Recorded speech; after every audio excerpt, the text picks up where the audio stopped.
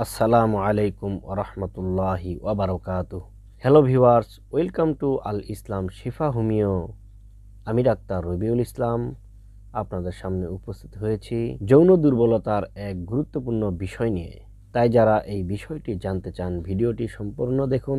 আর যারা আমার ভিডিওটি প্রথম দেখছেন এখনও চ্যানেলটি সাবস্ক্রাইব করেন নাই, ভিডিওর নিচে সাবস্ক্রাইব বাটনে ক্লিক করে চ্যানেলটি অবশ্যই সাবস্ক্রাইব করে নেবেন।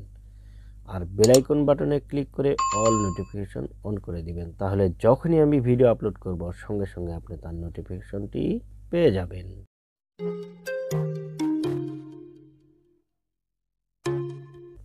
তো চলুন আর কথা না বাড়িয়ে সরাসরি আজকের বিষয়বস্তু নিয়ে আলোকপাত করব। আজকের বিষয়বস্তুটি ছিল যৌন দুর্বলতার বিভিন্ন কারণসমূহের মধ্যে গুরুত্বপূর্ণ কিছু কারণসমূহ হচ্ছে অতিরিক্ত হস্তমৈথুন করা, অতিরিক্ত স্বপ্নদোষ হওয়া, প্রস্রাবের সাথে বা পরে সুগার যাওয়া, শক্ত মলে চাপ দিলে প্রস্রাবের রাস্তা দিয়ে সুগার যাওয়া, অতিরিক্ত স্ত্রী সহবাসের কারণে যৌন দুর্বলতা, অতিরিক্ত ধূমপান ও মদ্যপানের কারণেও যৌন দুর্বলতা, দীর্ঘদিন যাবৎ কঠিন আমাশয় ও গ্যাস্ট্রিক রোগে ভোগার কারণে যৌন দুর্বলতা, ডায়াবেটিস হওয়ার কারণে লিঙ্গ ছোট ও যৌন দুর্বলতা, যৌন শক্তি বাড়ানোর জন্য ওয়ান টাইম মেডিসিন গ্রহণ করার কারণে যৌন দুর্বলতা, অতিরিক্ত স্থূলতার কারণে যৌন দুর্বলতা, গনোরিয়া রোগ হওয়ার কারণে ধ্বজভঙ্গে পরিণত হওয়া, মানসিক দুশ্চিন্তা, হতাশা ও ভীতির কারণে যৌন দুর্বলতা, অতিরিক্ত স্বপ্নদোষের কারণে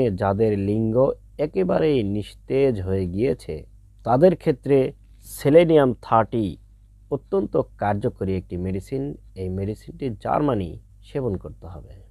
এর বিশেষ লক্ষণগুলি হচ্ছে নিদ্রায়, স্বপ্নে, বেড়াইতে বেড়াইতে কিংবা প্রস্রাব পায়খানার পর অল্প অল্প অসারে বীর্যপতন হতে থাকে। রোগী তাতে ক্রমশই দুর্বল হয়ে পড়ে, অঙ্গ প্রত্যঙ্গ ক্রমশই শীর্ণ হয়ে পড়ে, চোখ মুখ বসিয়া যায়, শেষে ধ্বজভঙ্গ হয়ে পড়ে, বীর্য পাতলা, তাতে কোনো প্রকার গন্ধ থাকে না, লিঙ্গ অতি ধীরে ধীরে ও অসম্পূর্ণভাবে দাঁড়ায় এবং রোগী গরম কাতর। এই ধরনের রোগীদের ক্ষেত্রে সেলেনিয়াম-30 অত্যন্ত কার্যকরী একটি মেডিসিন। এই মেডিসিনটি খাওয়ার নিয়ম হচ্ছে প্রতিদিন সকালে 2 থেকে 3 ফোঁটা খালি পেটে সামান্য পানির সঙ্গে সেবন করবেন। সম্মানিত ভিউয়ার্স, আশা করি ভিডিওটি ভালো লেগেছে। আর ভিডিওটি ভালো লেগে থাকলে ভিডিওটি লাইক ও শেয়ার করবেন, আর চ্যানেলটিকে সাবস্ক্রাইব করতে ভুলবেন না। আমি আবারও আপনাদের সামনে উপস্থিত হব ইনশাআল্লাহু তাআলা যৌন সমস্যার অন্য কোনো বিষয় নিয়ে।